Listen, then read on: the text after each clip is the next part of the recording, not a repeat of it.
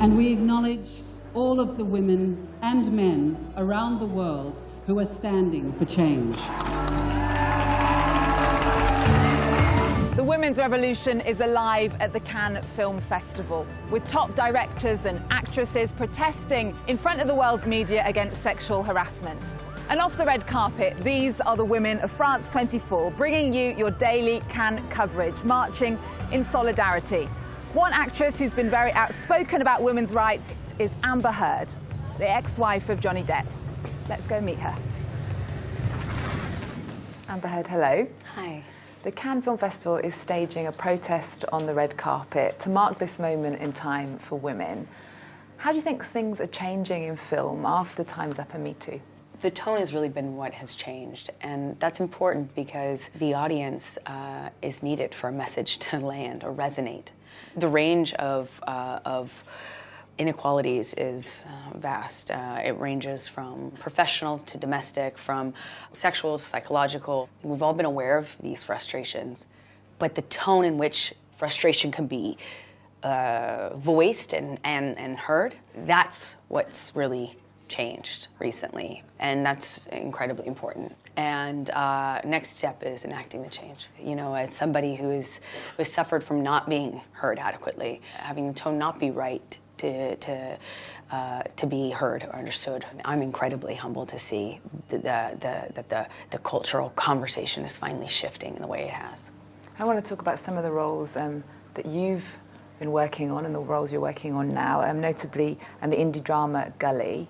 What can you tell us about that? It's been compared to Clockwork Orange. I am incredibly proud to have a moment in my career after doing Aquaman and before it comes out where I can pop in and out of various independent films that are being made by auteur, you know, up-and-coming, sometimes first-time directors. So I'm really fortunate to be in a moment in my career where I have the luxury to pop in and out or to take certain risks, like doing this movie or doing the movie I'm doing now in New York. Ross Perry's Her Smell. It's entirely female-led cast, helmed by Elizabeth Moss. I have a small supporting role in it, and I can pop in and do an interesting character that's very different from the one I did in Gully, for instance. And I can get my hands dirty and go back to work and do the little passion projects that I love. And you're also starring in the upcoming blockbuster Aquaman. You're playing the character you played in Justice League Mera. Tell us about playing a superhero. What's that like? It's hard work being a superhero. No, it's so fun. It's a very interesting process, and it takes a lot of time and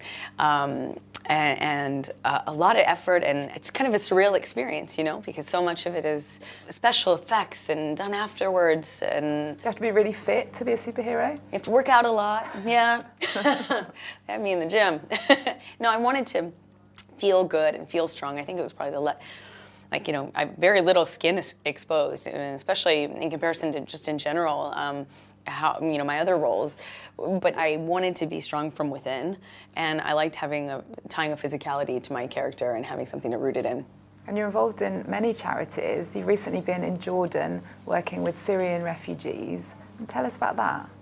I recently had the opportunity to work with an organization called SAMS, the Syrian American Medical Society, and they organize missionary trips all around the world, but primarily in the Middle East, to alleviate the suffering of countless individuals affected by the conflict there, Syrian refugees in particular. And I recently went with them to Jordan and saw on firsthand what their work and many other incredibly inspiring nonprofits are building with both huge organizations and NGOs like UNICEF and all the hard work that they're doing and the way they're changing lives, but also how much additional help is needed. I met so many strong women, actually women that had just a spare bedroom, so they, you know, hosted a family or hosted an orphan, and then they had to expand into the neighboring apartment, and then before long they had the whole building, and then it just grew naturally. These organic grassroots organizations that were providing an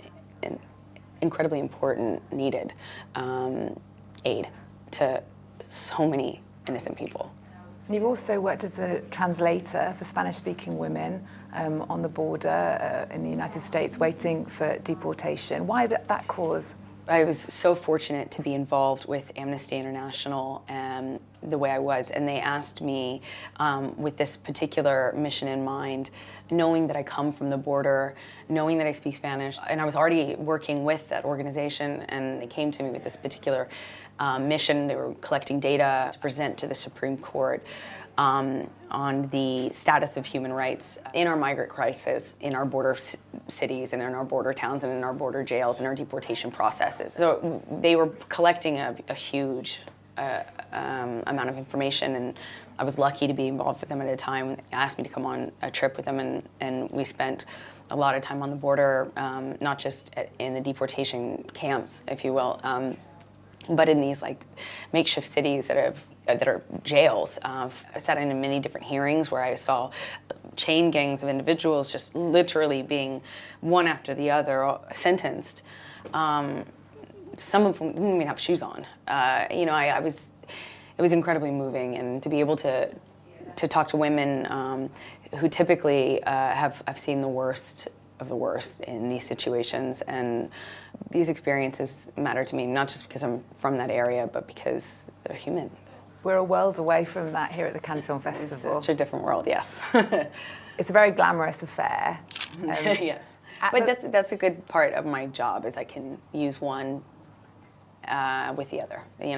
Being in one world has given me an incredible platform to be of service in the world that I live in, which is the world I come from, the real world. It's not this beautiful, almost hard to believe. It's kind of magical, Cannes. And you have fun on the red carpet. At the Met Gala recently, you were wearing a very funky headband. Yeah. How do you decide your looks?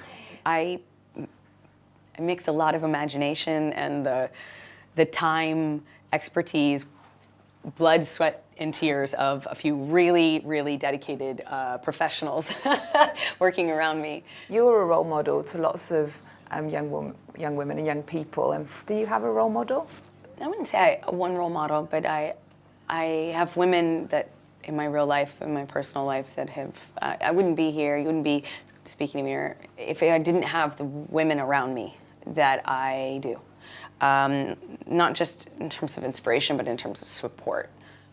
I've always been inspired by women like Ayaan Hirsi Ali, but I didn't know them personally. I have my own personal versions of that, of course, too. But we need more. We need a lot more.